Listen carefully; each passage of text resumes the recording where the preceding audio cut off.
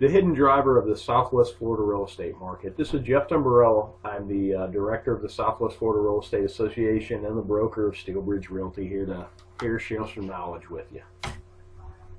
Understanding trends. Everybody talks about trends, but what exactly really is a trend? The verb version of a trend is to have a general tendency, set of events, conditions, or opinions.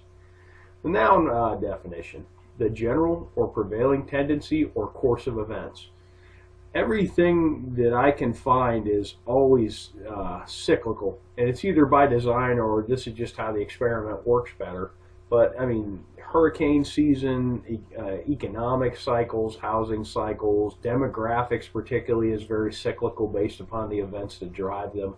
So you really need to understand the trends to understand what a market's doing and potentially where it could go. The base driver of the Southwest Florida market is retirees. They really are a base driver and a somewhat hidden driver. If you're not working or living in a retirement-based area, you tend not to notice it. If you live in some areas of particularly, say, South Fort Myers and some of the younger neighborhoods, you really wouldn't know retirees are base drivers because everybody around you is 40 with 3 kids. But a retiree is a person who's retired from a working or professional career. In migrating retirees, spending initiates growth. When they come here, their first 2 years is very, very fruitful for our economy. They generally get some housing. I notice they buy cars, they buy boats, they buy brand new Harleys. Sometimes they buy all of that. Furniture. The first 2 years, there's a great study from the University of Arkansas. It's an older study, but it really showed some neat effects of, especially the first couple of years, of retirees spending and how it affects the economy. New jobs are created because they're a new demand. The neat part about the demand is most of the capital they bring from outside the market. So particularly if they're not working and retired, they literally just bleed money into our economy. And then some households, they build new houses. Some of them rent, some of them purchase. All of which creates jobs and income. How do you check this? Well, the U.S. Census. It's an official enumeration of population. They've been doing it for a very long time. One particularly useful set of data is the count of live births. They have a lot of data sets, and if you've never been to the census page, you can download most anything there with the click of a button. It goes right into Excel, and you can work with it. And this is how you can project and extrapolate current and previous retiree trends. How do we know this to be valid? Through analysis, it's been determined that 62 years of age appears to be the age to trend. I have trended ages 55 all the way to ages 70 against our sales counts. 62 is really the age to look at.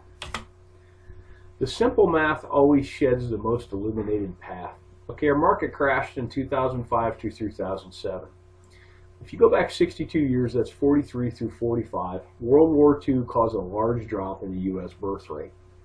Lo and behold, 62 years later, all the retirement centers in this country crashed first. When the bubble blew, it was Florida, Arizona, and Nevada, Las Vegas that blew first, and those were heavy retiree pockets, and that's what popped the bubble. Take a look at the last cycle. Here's our sales counts, and here's the live births. Charted against one another. Now bear in mind, when the market blew up, everybody pulled back, but what's neat is when the market started to tick up again, it perfectly coincides with the retirees. March of 2008 was the first time we had a year-over-year sales increase in sales counts, and that perfectly correlates with the beginning of the baby boomers. Notes on the last cycle. You really have to understand the last cycle initially formed out of growth from retirees and then turned into a full-blown leverage-induced mania from 2004 to 2006. So what do these trends project about 2016? Well, we're going to talk about that at Real Estate Roadmap 2016. It's going to be October the 20th, Tuesday, 5 to 7:30.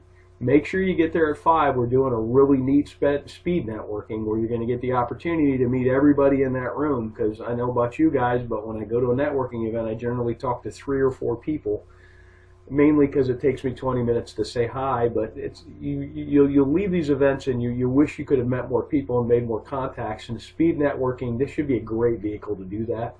It's at the marina at Edison Ford. And there's a link to this below this video if you have any questions. Thanks for watching. I hope this information is useful to you, and make it a great day.